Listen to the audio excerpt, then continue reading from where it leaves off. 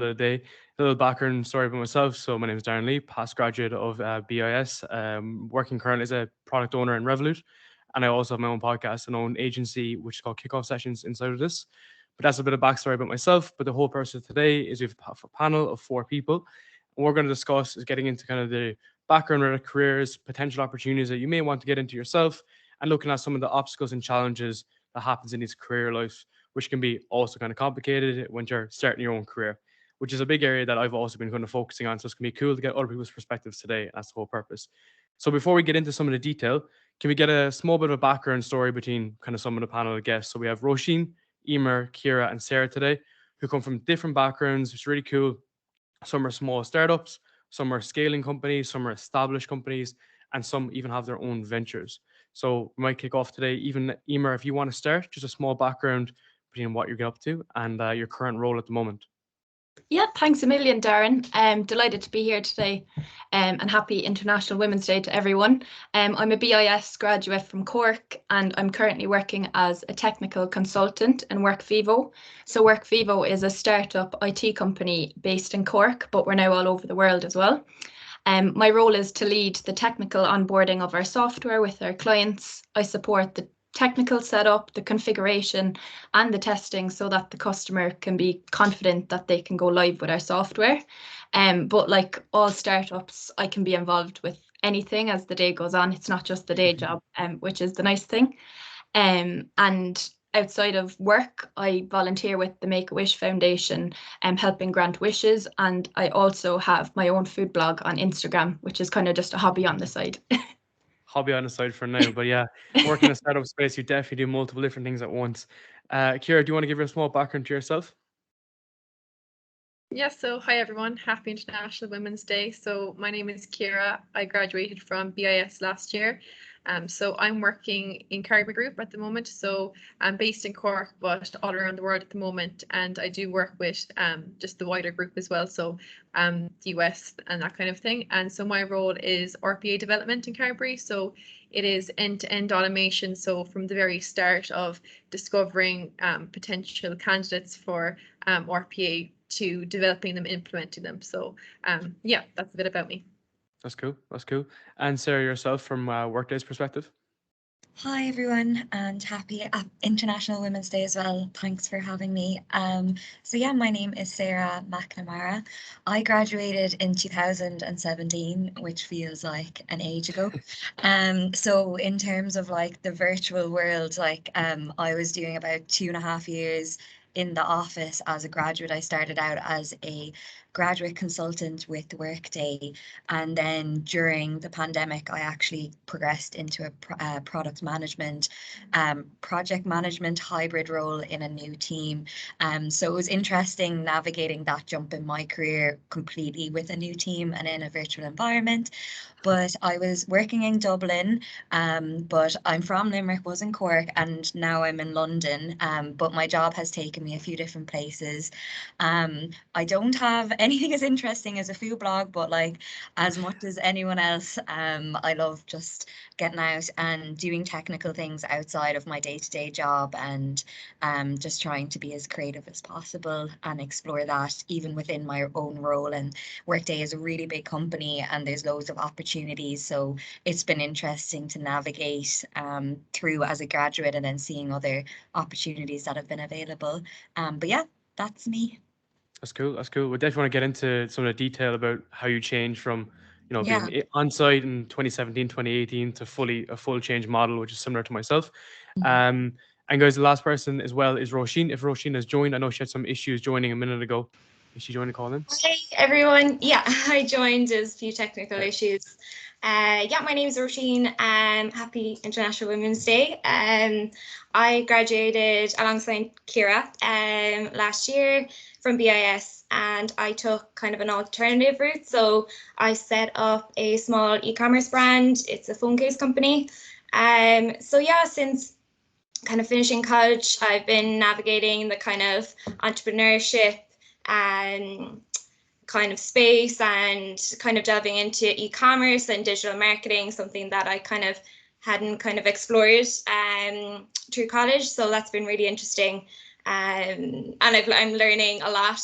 And yeah, I'm starting a program in UCC called Ignite to help kind of scale the business and take it to the next level, and to kind of network and learn from others. And so yeah, I'm excited to be here. Awesome. That's cool. Ignite as well has done some great jobs with BIS graduates. A lot of people have gone on to have like scaling startups and been able to actually go on and sell their startup as well. So Ignite's a great program. What's been a kind of cool theme between all of you is the fact that you're all kind of doing things that you're quite interested in. And it's a big thing that I've always pushed since I came out of college myself, is doing things that you actually enjoy. How kind of difficult or hard has it been to find something that you're both kind of interested in, plus something that you actually enjoy doing and you're actually good at? You know, so even starting with yourself, Sarah, because I know you've been in your career a bit longer, so you've been working there for quite some time. I'm a dinosaur comparison. No, I'm joking. What's kept you so interested in your particular role? Yeah, I actually wrote down this earlier because I have a mentor in Workday as well, and I think it's so important to understand, like, you really get out of your job what you put into it, and you know, honing in on what you're good at and what's authentic to you. Because starting out as a graduate, you know, I'm so impressed at other routes people have taken, kind of taking on their own entrepreneurial businesses, but you can end up kind of in a big mass of people, and then after a while you kind of want to hone in on what part of my job do I actually enjoy, and that's what I was lucky enough. I had a mentor and I kind of navigated that, and I was able to join a new team basically in March 2020.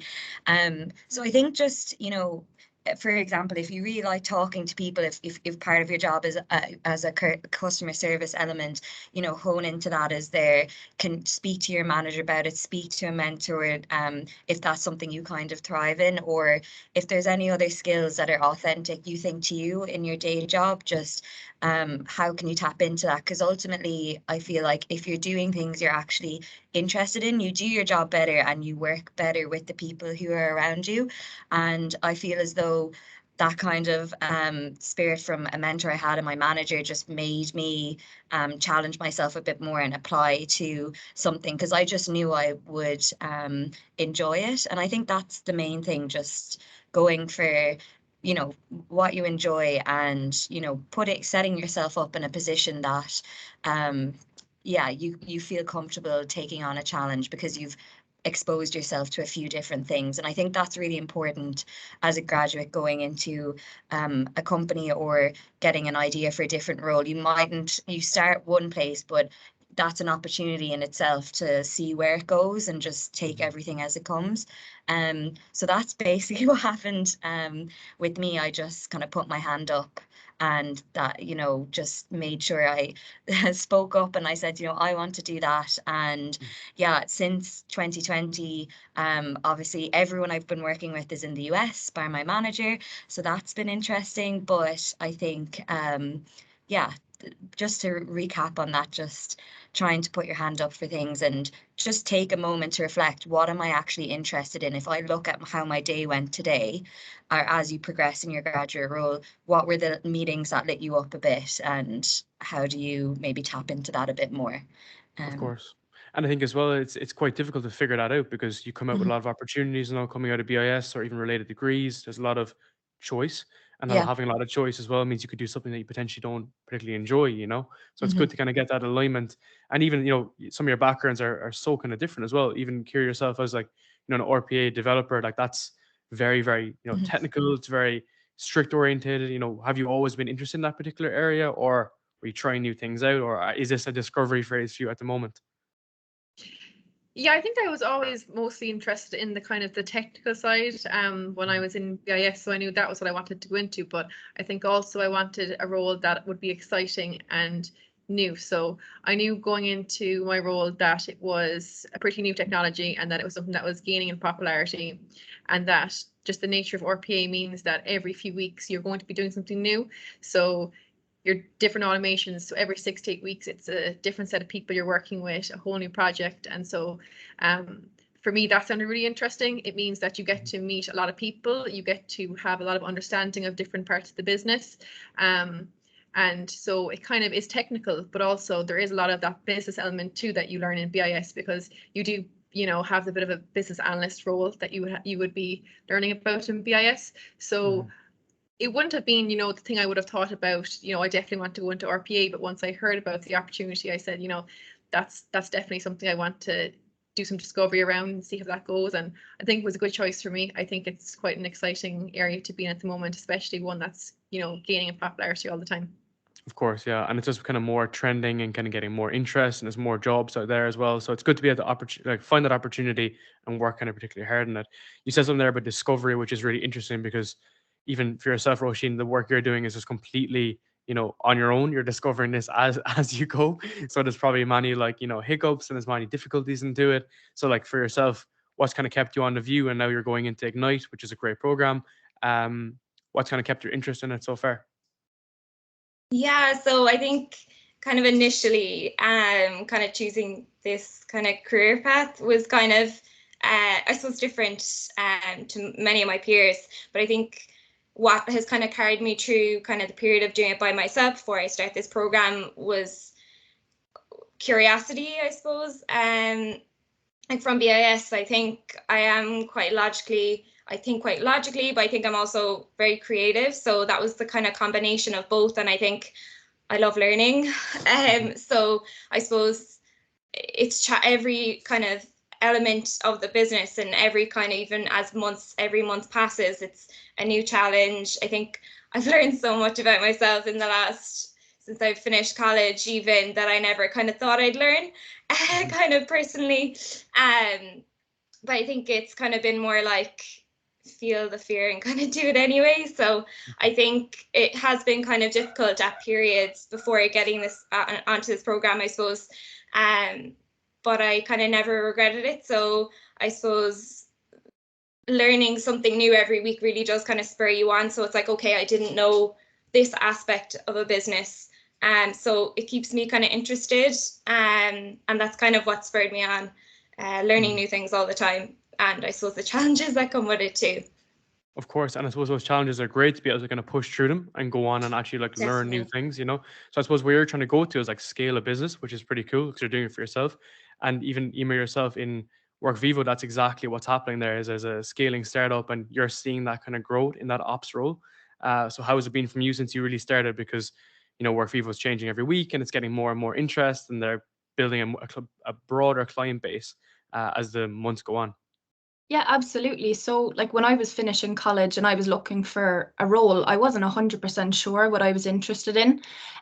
But what I did know was I liked working with customers, you know, I liked talking to people, and I kind of liked the technical side of college as well. So I wanted a role that I could do both. But actually the most important thing for me was to work for a company that I kind of could appreciate the culture, that has a good working environment, and a good ethos. And for me, like a startup was exactly what I was looking for.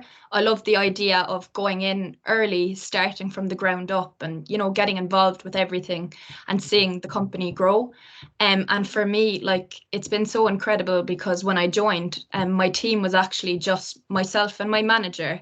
And then since then, like, we've completely like grown the team, and we're getting our 7th member for our team next week, who's actually a BIS graduate.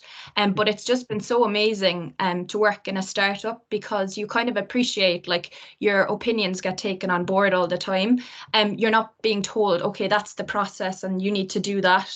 They ask for, how would you do this? Like, if we're to take on a software to use for customer support, what do you think, you know?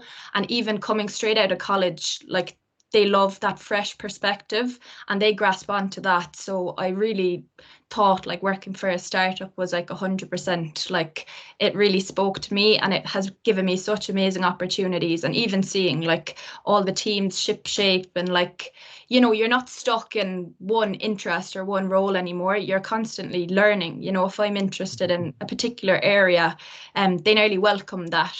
Like, I go off and investigate on how to do something and bring it back and add value to the company. So for me, like, it's been amazing to kind of see the company grow and expand, but also be involved with decision making and hopefully leading a team, even though I'm only like a year or two out of college. So I think, like, for me, that's definitely the benefit and the excitement of working with a startup. That's awesome, because like that's the definition of like creativity over process, and that's what you get in those small companies. You're able to be a bit more creative and try more things. What have you kind of learned kind of the most from doing this? So like as the teams are growing, what have you been able to take away from your own career? Just what have you learned that you wouldn't have potentially would have thought about beforehand? Yeah, that's a good question. I think the main thing that I've kind of learned along the way is don't be afraid to fail. You know, they'll appreciate if you try something out, especially in a startup. As I said, if we try out a new way of doing something, and it doesn't work out, that's no problem. Like, you'll just move on to the next thing and you'll take away your learnings with you. So as a team, like, in order for us to grow and improve, we just have to try things out, throw a few things at the wall and hope one of them will stick. And the good news is most of the time, at least one thing will stick. So I've definitely learned that along the way. Yeah, 100%. That's like the startup model, is just kind of fail fast and move on. Some of the areas I want to get into was around kind of challenges, not necessarily from like a pandemic perspective of we're going, we're back home working from a laptop, but more so that we're going back into an office now, and how you kind of find this in particular, because a lot of people that are coming out of university will be in a similar situation. So even starting with yourself, Sarah. So Workday is a huge company, and when it was so big, maybe half your team is based in the US and some team are here, and you're online. What's kind of your perspective now going back to, I don't know, kind of get that kind of level Yeah. playing from like a networking perspective and trying to expand your horizons? Everyone's still a bit awkward, but it's getting better. But I think the main thing is just focusing on developing your relationships, like writing down, who are the kind of key stakeholders of the team members around me who, I really need to kind of lean on, or who do I reach out to support, or to get support from, or who do I support. So I think continuing to develop relationships is really important, to the basics of like communicate when you will be in the office, like reach out to people who maybe haven't been in the office, especially like I'm conscious that I'm been on the team for a few years and there's newer people coming in, so just not be afraid, because I swear, like, I've now joined a different office in London, and the amount of people who are so grateful to just literally just walk up to them and start having a conversation, and just genuinely, it's honestly like the little things like that that I think have really been missing in the past like 2 years. And you don't know who you're going to meet, especially in a new office. I just used the fact that I was new to just walk up to whoever and start talking to them. But I think sitting down and just like listing out the people who you'd like to meet face to face, as well as like communicating when you'll be in the office and taking advantage of that time is really important. And then like in terms of I guess just hopefully having the confidence yourself to come in, because that is something that I feel like has been, people have gotten very adjusted to their current schedules, and just trying to, notice maybe little habits you might be getting into with working from home. We've all, like I'm the worst for having a dressing gown on sometimes. So it's just like little, the world is changing a bit, and just catching yourself. And I think having a bit of reflection every week for yourself, and just the small wins, like Roisin said, like it's literally the same thing with going back into the office, because I can't imagine what it was like doing an undergraduate through virtual, but I imagine it will be a big change. So taking the time with yourself and the time with others. But yeah, see Yeah. how it goes. I hope that was helpful. No, 100%, because like even from my own perspective, like there's a different type of relationship you build when it's in person, of course, and you can actually get to know people more. And I think the good thing with remote was the fact that you could kind of have breadth in your network. You could, contact someone as different, department or different Yeah. team and get to know them, but you don't actually know them. Yeah. You're kind of like isolated and you're kind of taking a step back. And I suppose even, I don't know, it depends what way you kind of look at it, because like Emer, especially for Work Vivo, I suppose you're very kind of like scrum based, small team, and you're kind of involved.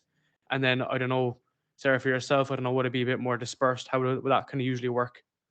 Yeah, it is Scrum based, but there is a lot of different calls, and that's the thing with virtual, that I think calendar management is really important, and making sure you're just not on back-to-back calls all the time.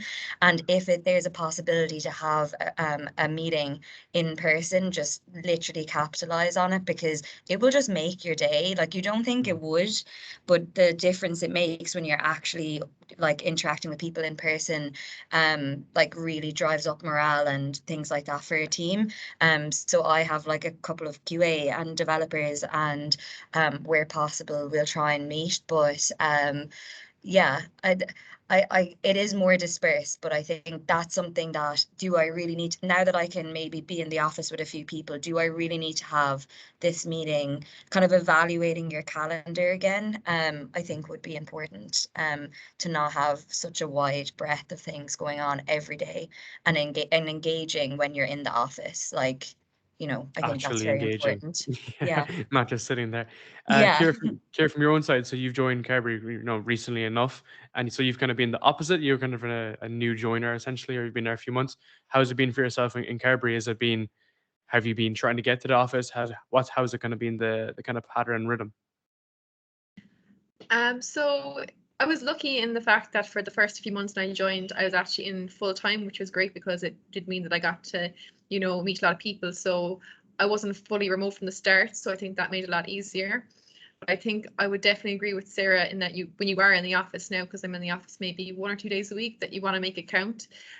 So for me, I think it is all about, when you do see someone, you don't know them, maybe ask them, their name and what they do, that kind of thing, make it count. Or setting up lunch meetings with people, not even meetings, but people you work with often, making sure that you're making it a productive day. Don't just go in the office and just make it another work day. Make it your goal to maybe talk to at least one new person or that kind of thing. But it is lucky in the fact that, I haven't been fully remote since the start, so it has made it a bit easier from that perspective for me.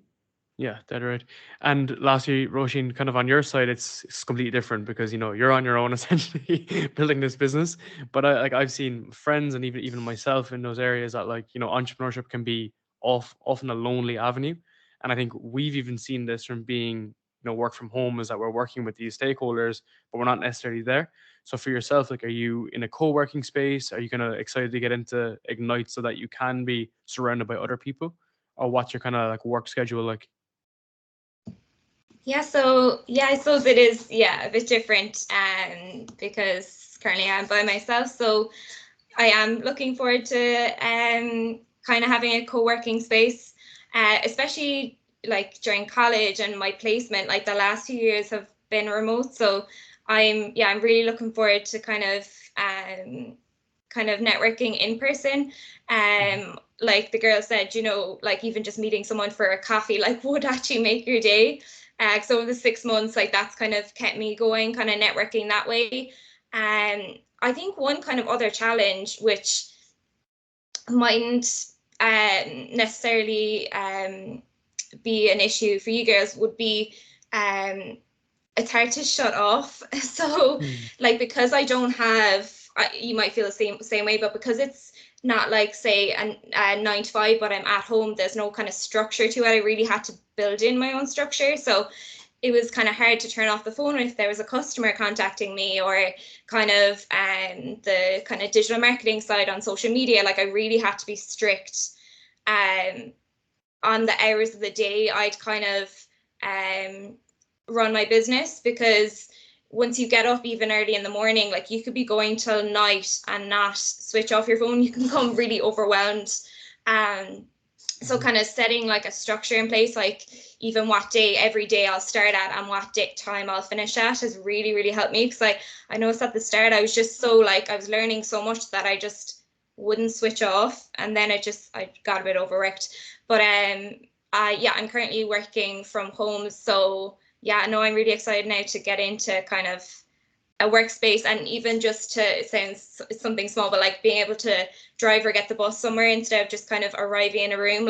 What I did the last few years to kind of get me in a mindset to start work or college was I started practicing yoga. So that was my thing every day I would do before I started working or college, and I've continued that on the last 2 years. So that's one kind of constant that's like helped me. But yeah, it's been a challenge, I think, especially because I don't have someone I do it with yet.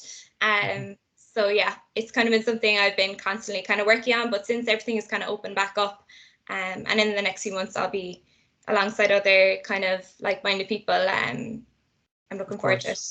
Of course, that's a real struggle for a lot of people who have, you know, solo entrepreneurs or even people that are working, that we're seeing that more often now, is that, you know, it's layering up, and it's almost as if when you're not online, you're pretty much losing business, or you could potentially be. But I think that's very subconscious. It's like we think we're not productive at this particular time. And it's cool you've had that realization, because I was going to ask you, you know, what have you done? What have you done to fix that? And it's cool to see that you've done a bit of yoga, a bit of meditation, have that detachment. Do you have any particular kind of business mentors or even like friends that you kind of bounce ideas off? Because often what I even find is that, you know, when you're in the weeds, like it's so difficult to see that clarity. And is there someone that, a business mentor that, or would you recommend having some sort of mentor as well?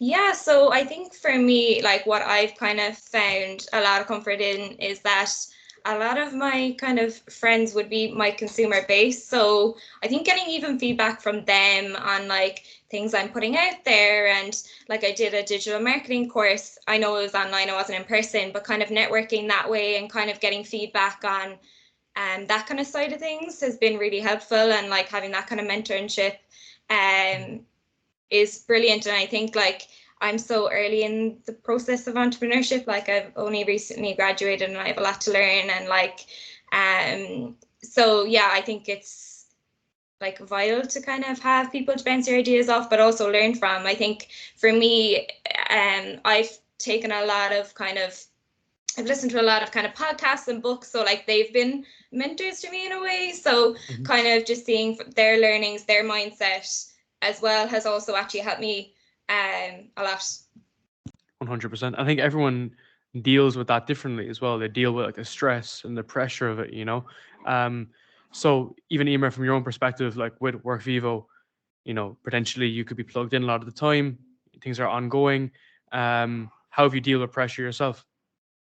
I suppose in terms of my role, a lot of our stuff is virtual. So because everyone's kind of dispersed around the place, you can be at home a lot and you're behind a screen.